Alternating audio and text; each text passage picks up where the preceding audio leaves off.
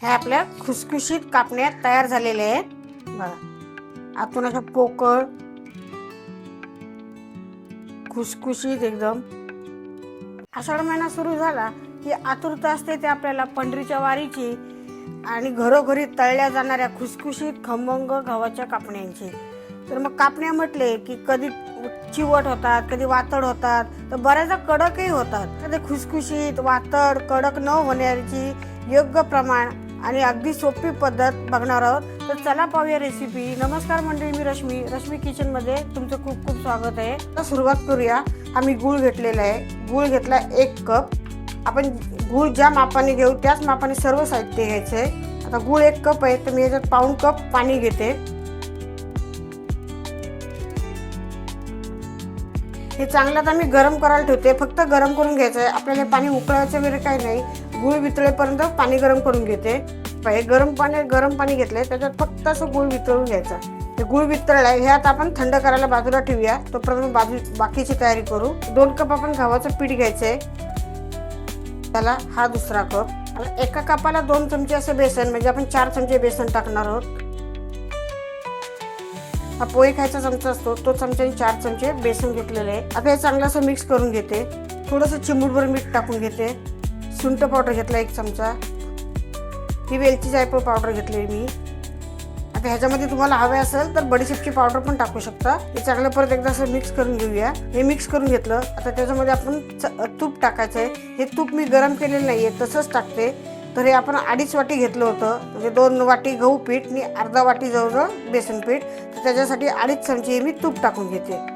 हा 1 चमचा झाला. हा दुसरा चमचा आणि हे अर्धा चमचा. हे तूप चांगलं असं पिठाला चांगलं असं मिक्स करून घेते. म्हणजे जे पीठ आहे ते एकदम असं चोळून घ्यायचं तुपाला. हे मोहन जर तुम्ही कडकडीत गरम करून टाकलं तर आपल्या कापण्या आहेत ना एकदम असं कडक होतात.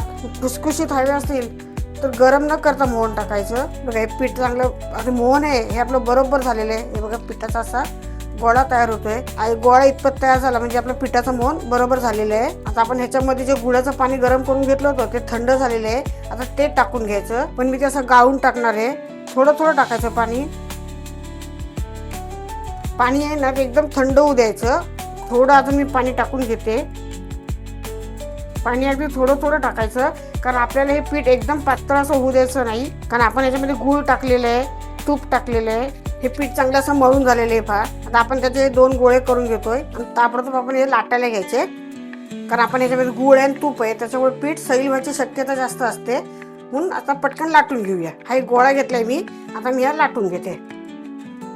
इथपर्यंत लाटून घेतलंय. आता ह्याच्यावर मी खसखस दाबून घेते. ही खसखस आहे त्याच्यावर अशी टाकून घ्यायची.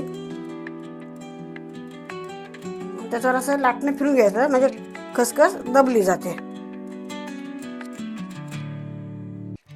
हे बाजूने जे कडा तुटतात ते असं जॉईन करून घ्यायचं, कारण पीठ आपलं कडक आहे त्याच्यामुळे थोडासा कडा तुटल्या जातात. आता मी उलटी करून घेतली ती पोळी आपली. त्याच्यावर पण अशी थोडी खसखस टाकून घेते आणि अशी हलक्या हाताने लाटून घ्यायची. ही खूप जाडी पण नाही आणि खूप पातळ पण नाही, अशा पद्धतीने लाटून घ्यायची. आता हे मी कट करून घेते. चला आता आपण हे कट करून घेऊया. आता तुम्हाला जसा आकार आवडेल तसं हे कट करून घ्यायचं. आता हे बाजूचे जे तुकडे आहेत ते मी काढून घेते. म्हणजे आपले जे कापण्या आहेत ते एकसारख्या येतील सगळ्या. हे आपल्या कापण्या आता कापून झालेल्या आहेत. अशाच प्रकारे मी एक दुसरा गोळा आहे त्याचे पण तयार करून घेते. मग एकदम तळूया. पण तेल गरम करत ठेवलं होतं. पाहूया तेल गरम झाले का. हे बघा खालून जाऊन वरती आलं म्हणजे तेल आपलं चांगलं गरम झालेलं आहे. असं सोडून घेते.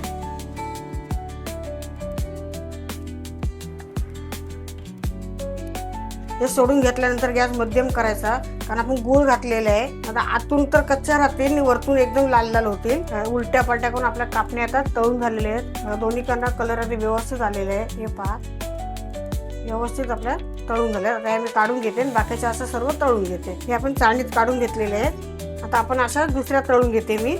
आवाज येतोय की नाही कुरकुरीत. हे आपल्या खुसखुशीत कापण्या तयार झालेल्या आहेत. आता तुम्हाला मी तोडून दाखवते. आतून अशा पोकळ खुसखुशीत एकदम. आपण काय घरी काय बनवलं की आपण देवाला तर ठेवतोच प्रसाद म्हणून. तर हे मी देवासाठी काढून घेते आणि ह्याच्यातली एक खाऊन पाहणार आहे. यातली एक मी आता खाऊन पाहिली. चवीला तर खूपच सुंदर झाली आहे आणि गोड पण अगदी व्यवस्थित आहे. म्हणजे आपल्या गोडाचं प्रमाण खूप व्यवस्थित पडलेलं आहे. खुसखुशीत झालेली आहे. अगदी लहानांपासून मोठ्यांपर्यंत अशी कापण्या खातील अशी खुसखुशीत खमंग कापण्या आपल्या तयार झालेल्या आहेत. तुम्हाला ही साधी सोपी रेसिपी खमंग खुसखुशीत अगदी चवीलाही अप्रतिम तर ही कशी वाटली ती कमेंटमध्ये सांगा. तुमचा अनुभव शेअर करा आणि आपल्या चॅनलला सबस्क्राईब करा. धन्यवाद. जय श्री कृष्ण. पुन्हा भेटू नवीन रेसिपीसह.